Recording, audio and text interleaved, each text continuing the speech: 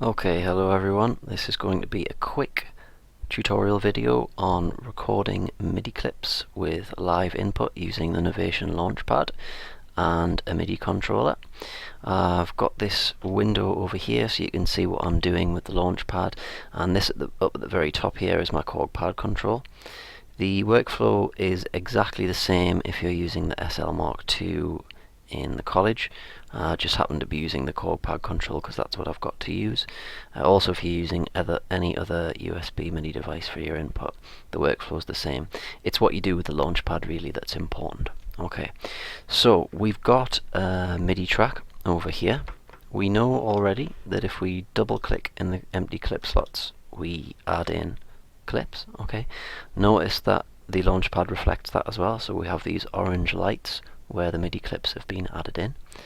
If they're playing, incidentally, the light goes green, just as it goes green on the screen there. Okay, so I'll just stop the sequencer for a second. I'm going to delete these MIDI clips again. I'm going to add in a MIDI device onto this MIDI track. Okay, so the MIDI information is going to trigger sounds. Without this MIDI device, the MIDI information will have nothing to trigger, and we won't hear anything at all. So the important thing to know for this workflow is that on the Novation Launchpad we can switch between a number of modes. We're in session mode at the minute, which mirrors what happens or what is present and what is happening with these clip slots within the session. We can go over to mixer mode as well though, and then these lights represent various functions on each track. We've only got one track at the minute, so we've got one row of lights. If I add another track in, we've got two rows of lights. But I'll just get rid of this second track for now. Okay, so this button at the very bottom left is the one that we're interested in.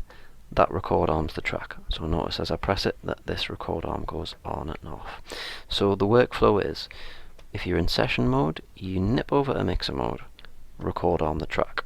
We then go back to session mode.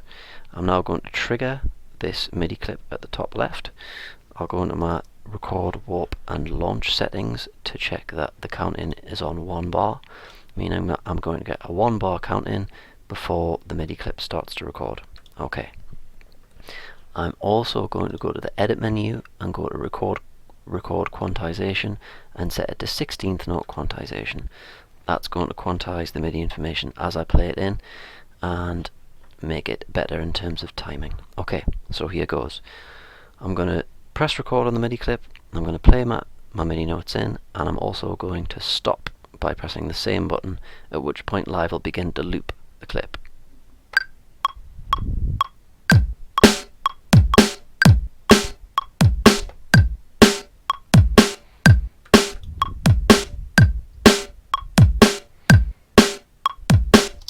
Okay, so notice that I played 2 bars worth of kick and snare, and because I pressed the MIDI clip button again between 2 and 3, it began to loop at the correct point. If I press it too late, i.e. after the 3, watch what happens.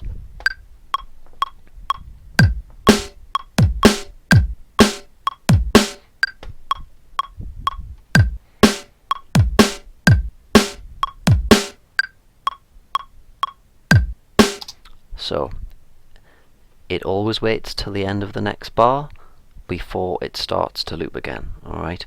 And that's because of our quantization being on 1 bar.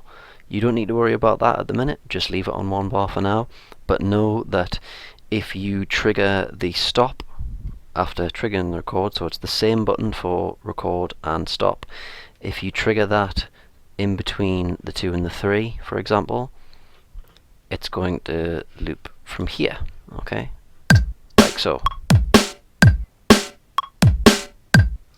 Okay, but if you do it after the 3, it's going to do this.